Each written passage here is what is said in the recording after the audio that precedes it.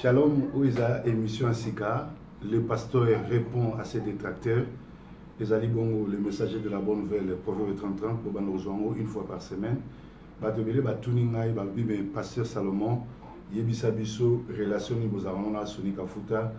Yo Fingaraba pasteur, Yo Salaraba Misso, Fingaraba pasteur. Et là, il y a des Sabino, Banana Nzambe, Fubo Keba, le diable c'est un accusateur.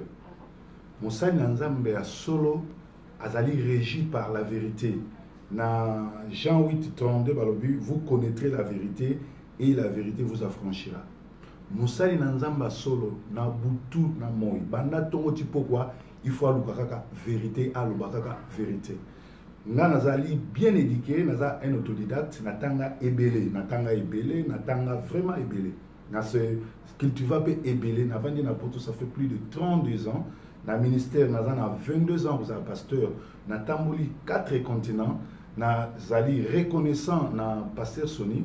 mais il faut comprendre que ce que koli na bonzambe, abani ko yeba mambebele. Par exemple, pasteur Soni, azali encadreur spirituel nanga, azali guide spirituel nanga. Mazali papa nanga ya molimo te. Parce que Bible zoloba, bo benga moto papa te si ce n'est que celui qui est dans le ciel. Mais Soni Kafuta c'est un maître, c'est un encadreur, c'est un guide spirituel. Bato ba yebi français ba komona ke na boyité qu'encadranga. Soni Kafuta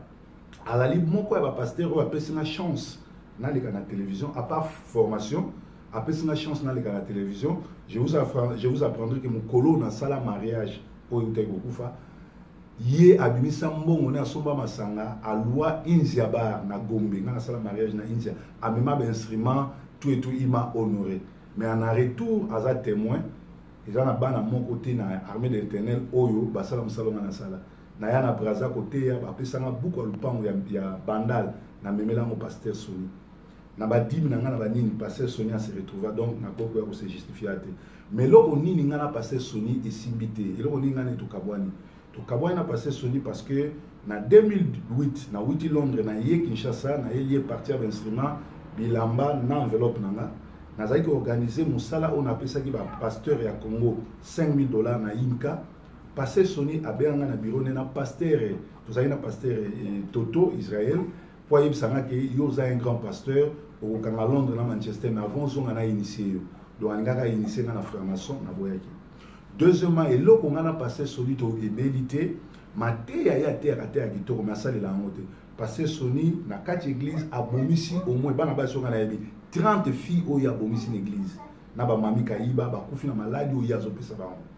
Passé Soni azo boti sa moisi ya pasteur Eugène, pasteur Eugène aza collègue dans son pasteur azaki encadreur ba pasteur na armée de ténèbres oyo pasteur Eugène songa na zongi na Kinshasa na ko beta e copieusement pour aza zoba parce que atiki moi si avant d'anaï abota kana pasteur naïe batutu ba yebi mon armée de terre ba yebi saka yo karaté et puis mutonga na mona c'est un sorcier un faux apôtre apôtre Ben Shaddai yo le boza papa molimo pasteur Soni azo boti sa bana église azo boti sa basi ya bato yo étant que père spirituel sani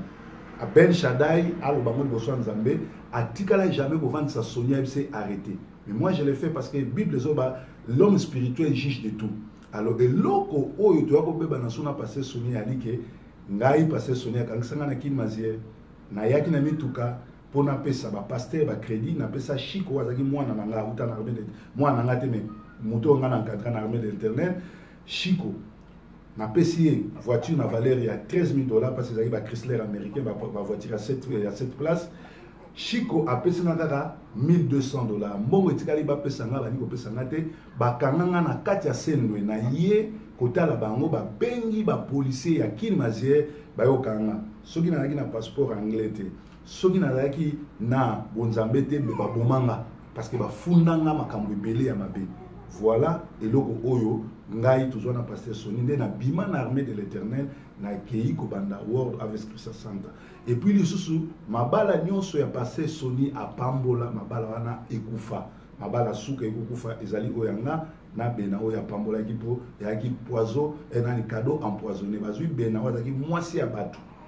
et simbate na libala ba yo simsa nga touche na ba faux prophétie là na yo remarquer on kazaki moi na ngate ba simsa nga touche en to kamona c'est-à-dire que ngana passer soni to na problème té mais là on a zo reprendre yali atika ko bomisa ba fi l'église atika ko bimana ba sabato azonge l'évangile parce que soni ka futa Kutino Kankenza Mutombo Ngalasi batwana no surtout so ba kufi lelo ba yambi yesoute ba sengi pardote ba kokina na life na ba Kankenza po ba bunganzela voilà ezalaki moi ndambo explication ya pasteur Salomon vrai comme on ezali dibota songo aipone ba misu ba benga Didier Forme parce que nazalaka moko ba pasteur congolais ba sapeur congolais King Kester mené à papa Wemba bazalaki bato bankataki nga bomona ngo na ba film tilelo bien que pasteur na présenta capté na représenta la culture na biso lelo o nzamba pesinga kimia na bali mwasi mususu na komba Magali to boti déjà mwana kalamini pété ya mibale ya misato parce que bato belé bazo comprendre un pasteur soki akabwani na mwasi pona raison oyo nzambe ayebi asali sumuté nzambe nanga pambola bino merci na ba question sur zo tunanga. Je crois prochainement, ceux qui vont tenir ma question, nous répondons, on a tikala jamais au fin à monde. Mais dans un esprit à Jésus. Jésus, de temps à temps, a zaïko ben ba pharisien, race de vipère, a zaïko critiquer bango, ko gangue la bango. Koutou, na komina nous na niveau à Jésus, parce que Jésus a zwa na fimbo, a beta ba pharisien. Donc je crois prochaine étape nanga, bo kamwate so bo moninga na fimbo, pona fiakola. Fimbo, ba fo ba pasteur. Alors bando qui na ba sataniste ne ba bimisaka lisolo pasteur wana finga kabato pasteur na alobaka boy un pasteur soka moni mabe il faut à dénoncer bino pe so bomoni na mabe bo dénoncer tala ba pasteur belé ba divorcer ba mona ngo normal le nga na divorcer ba ekwe na toile monde entier ba ni ba simiso touche ba to ba mona ke apengo non na penguité ezaki libala ya nzambe te libala nzambe ezali nzambe mwasi wa pesinga siko wazobotelanga mama baba Manassé azala mama ba Ephraim azala mama bana mwa misato peto clôturer wana donc na pamboli nzambe nzambe na ngaza na bino toujours continuer musala dazali bongo na la moisson mondiale et loko musu na obakisa pasteur Soni ba botolanga église ya Masina armée de tele Masina ba botolanga ngo ba botola berger ba kiti lupangu hangar ba instrument tout na tikela bango na kenda kozwa lupangu mususu na banda la moisson mondiale vraiment nazane sengo ke tozaki na bango mais na bazana bonzambe te armée de l'Éternel ezali esika bandoki bavandi po banuire bana na nzambe alors nzambe ase exposa bango tokomona kuna ezana bapase bazana basi mibale misato bazala kuna baza basula bango nyonso babongaka te basimbakisi bamosusu baolekisa basi na bango tout bonzambe eza te alors Ben Shaddai so oza un vrai prophète benga mwana no Soni Kafuta Rockman zongise na nzela. Par contre général Soni ayebi ke makambo na olobeza biblique na fingi ete ayebi ke azobomisa bafi ebele ayebi ke na ngongo soka yambi Yesu to ke na lifelo à quoi ça sert autant ça va na ba stade ya kosala makambo yo ko sala soki yo moko lelo o ke na lifelo parce que mili mo bana baso no surtout zo bomisaka pona okosa ba onko otinda ba en Afrique du Sud okosa ba ngana zana ba dossier médical nyo surtout ya bana baso yo tinda na Afrique du Sud o ba kufa na sida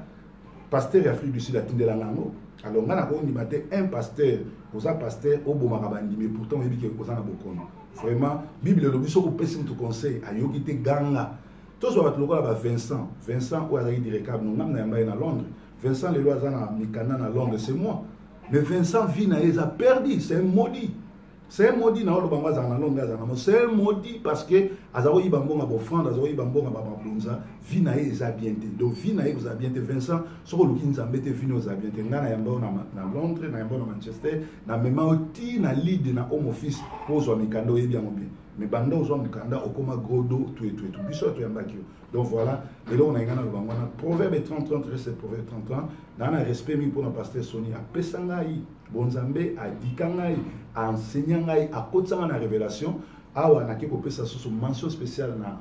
nani docteur Moïse Chimbumbu o azaki directeur ya armée de l'Éternel télévision oyo a lancanga na émission ba liboso na na télévision armée de l'Éternel parce que je le faisais dans le monde na le cas même na ba BBC alors yem to pesa nga chance wana pesa ka bango merci pour ti le lot za rencontre ka malamu ceux qui le ba diacre François Bakoufi ceux qui le ba pasteur ebele bazo telenga na armée de l'Éternel baza par-ci par-là parce que ba kota ki na alliance ya franc-maçon te na armée de l'Éternel so sali alliance ya franc-maçon te ego simbate ngana bimaki le lot naza bien, nzamba zo pambola nga musala nga ezokende bien. Voilà problème tozala na ngwana ngala limisa bango na ko kangisa bango te mais ngana bango to ko sambela sika bango te pe na tchaka bango na prière, c'est-à-dire je suis reconnaissant, je suis un serviteur de Dieu pe nazo senga na nzambe na bana na nzambe bo bonde la pona église wana armée de l'Éternel pour eza armée de l'Éternel te mais eza armée ya ba diabolo ba luba mingi baza kuna bandoki bakanga église na bandimi. Muzenke Nandaza papa molimo ya pasteur Soni. C'est comme Ben Shada comme pasteur papa na ya molimo ndé. So déjà un pasteur a une confusion. Il y a koyebate qui est son père spirituel, qui est son guide spirituel. A encadrer batunde. Voilà, na pesi batunyo surtout ya armée de l'Éternel. Ba o ba yeba kinga ba o tozaka na bango nzamba pamola bino. Bye bye for now. Proverbe 30:30 is the king. Proverbe 30:30 is the man of God. Proverbe 30:30 is the man who preach the word of God with anointed. God bless all of you. See you then. Bye-bye.